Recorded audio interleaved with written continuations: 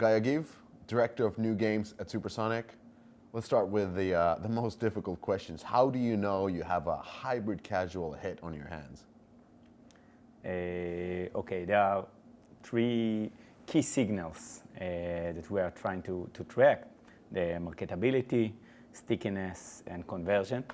We are aiming to find games that has a wide audience, as broad as possible.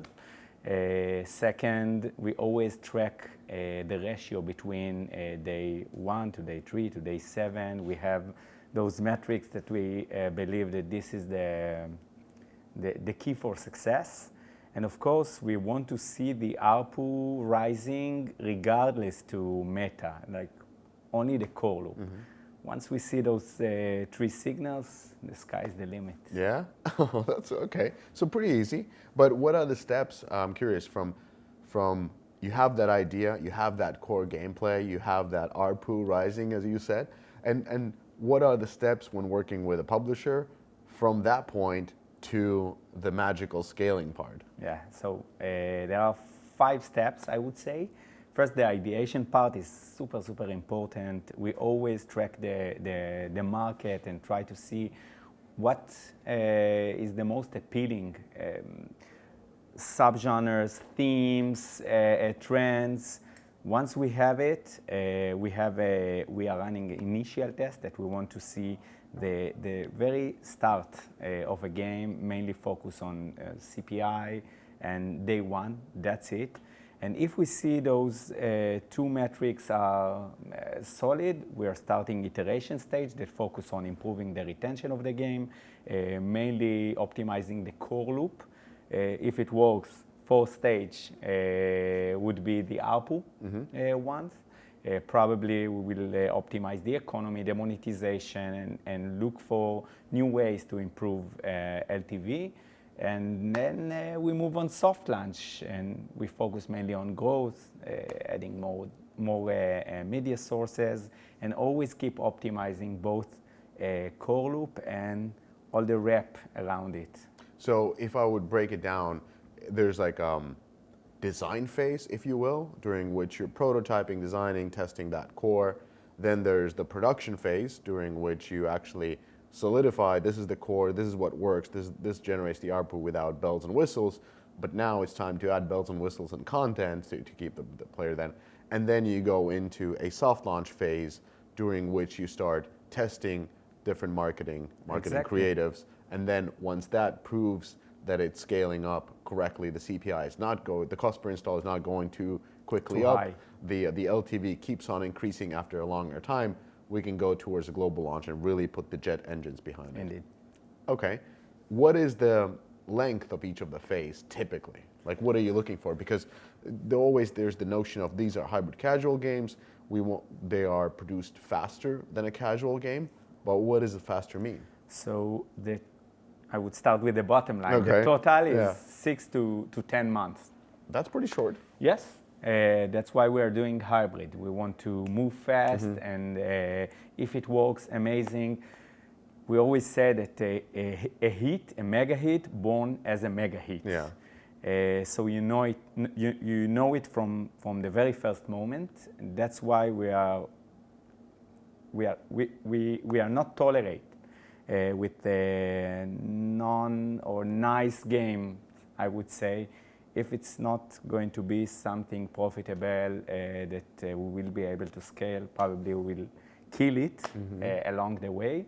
So 6 to 10 months, I would say. The ideation would take probably 2 to 4 weeks. Then we'll start to design it. Probably the iteration stage or the designing part will take 2 to 3 months. Another 2 to 3 months for the ARPU stage.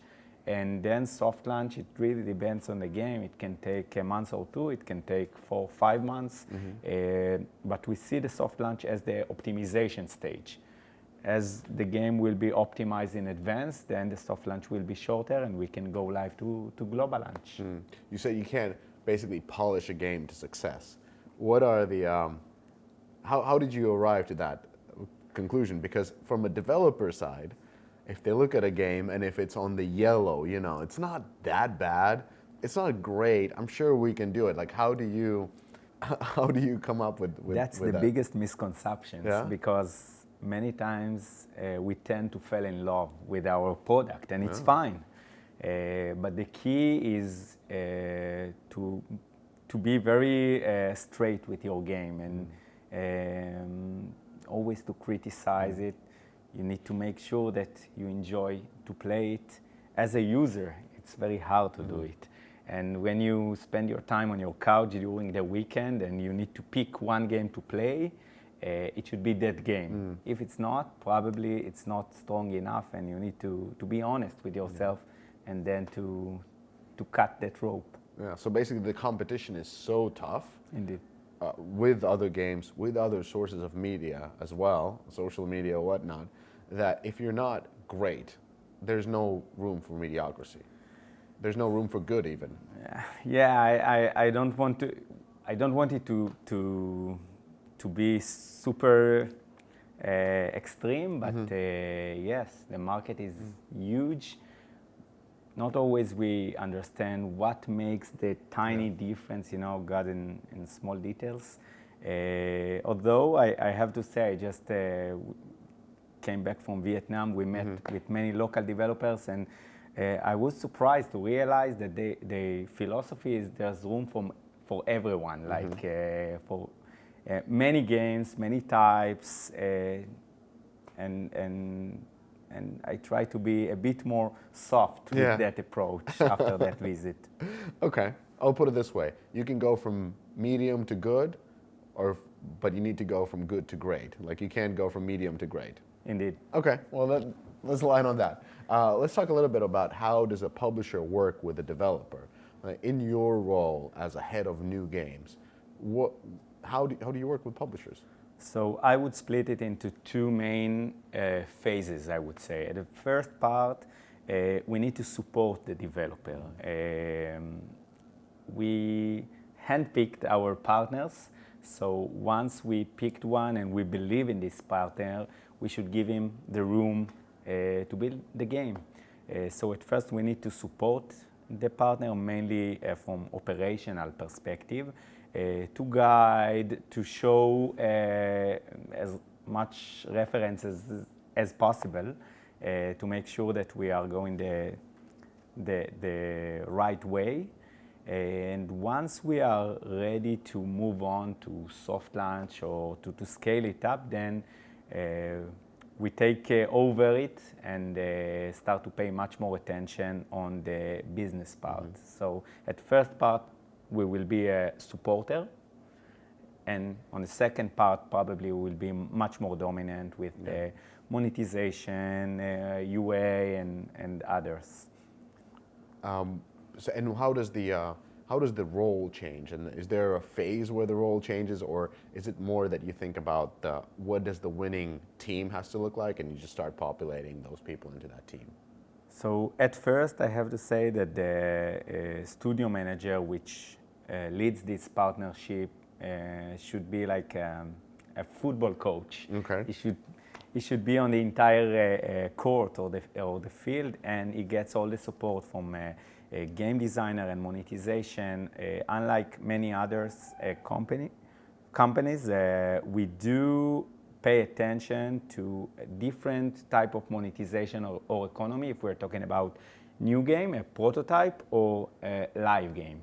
So the team should fit to building games. Once the game is, let's say, mature enough to move forward, probably we will change the expertise to be more fit to a live game. So this split is super important, and it reflects our philosophy of how to make games, since we are working with so many prototypes at early stage. Interesting. And what's the best type of relationship when working with a studio? Like, what are you looking for from the studio to have that sort of a, what do you call it, a cultural fit with a publisher? Yes, but at the end, it's a partnership. Yeah. And you know, like in real life, you need to adapt yourself to the partner. So sometimes we see partners that have very strong product skills, so we will let them be more dominant in the product and take other areas on ourselves, and the opposite. We have partners that just say, please let us do what we know the best, and we need to, more than everything, we need to be able to assess their skills, and according to that, to decide how this partnership is going to look like. Should it be more dominant, less dominant? And this is this sensitivity that I would expect from my studio managers. In my career, I found out that there's two different jobs that are essentially the building of new games and then operating a live game.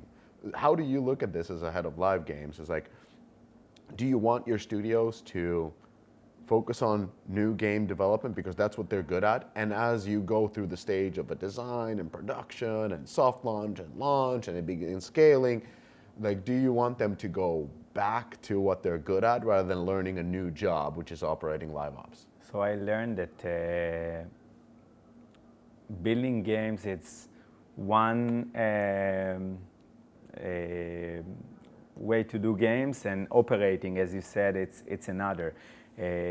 Most studios, and I totally understand it, even mature studios and like great studios, not necessarily knows to do the best, even like big companies. So we're trying to focus on the first part, like to find partners that know how to build games, ideation and prototyping and fast lane, like to soft launch. And then once the game is ready, we have our teams to support it, like to make it grow. But as a partner, I would prefer partners that mainly focus on creating new games, new concepts that are very involved with the industry, with the market trends. That would be probably my favor. Now that I think about it, I'm really curious, like, what does your normal week look like as a head of new games? Like, do you play just a ton of new games? Because you must get hundreds of submissions. Yes, so we play a lot. We are focusing on always to be aware of the market, every new game, like a big game, not every new game, but a big game that comes live, we're trying to play. We're trying to play prototypes from many developers all over the world, from Korean game developers through India, Austria, and all the way to Argentina, I would say. So we're trying always to play as many games as possible. We are playing many prototypes or like a start of the of the games that we get with our platform. And once we pick the right game, we start to think how to make it better. What are the main references? By the way, it's all about references. I want to play a game that I say, I love this game, but I would do this and that a bit better. And this is our day-to-day work, like to find out how to make the popular games outside in the market to be a bit better. That's always the fun part of when you're playing games at home and your kids look at you and like, no, daddy's working. You can't play, but daddy needs to so work. They play with me. They play other games. Many times I look at their screen. What do you do? What is this game? I come to some random kids in the train, in the night train, and ask, what do you play? What is this game? And then their mother just chases you away. Excuse me, what do you do here? So what are the sort of three misconceptions that comes that people have about the hybrid casual game design? So I see many times that game developers think that if they have a cool idea, they say, I will do it good, and that might be enough. So no, it's much bigger than that. Like, yes, you need to have a strong core loop, but it's much bigger than that. The depth of the game is super important. Also, we see like many times they say, I would add the monetization later. So no, big no. Monetization is an essential part of building or designing a game, and you need to do it. And also to be able to think about how this game is developed or like growing over time. I think one of the most popular sentence that we use here is, okay, I understand how this game looked like at level 5, but how it's going to look like at level 15, 50, 500, 5,000? Yeah. So, and if the game designer or the studio manager or the studio itself cannot answer me how this game is going to look like over time, so I send them back to rethinking about this concept and make sure that it has enough depth to move forward. Last but definitely not least, what can other studios learn from the best studios that you work with in creating new games? Like, what sets those studios apart that are able to just come up with So bangers? it's two things, but I think it relates to life. To listen and to be humble. Like when we are open for many different opinions, and we monitor the market and try to see different ways to make games, because there's not one way to make games, it makes your product much, much better. And we see that our best partners have this, I would say, listening ability better than others. Oh, nice. Well, Guy, thank you for sharing all the insights on how to make It was a real successful pleasure. hybrid casual games. Thank you.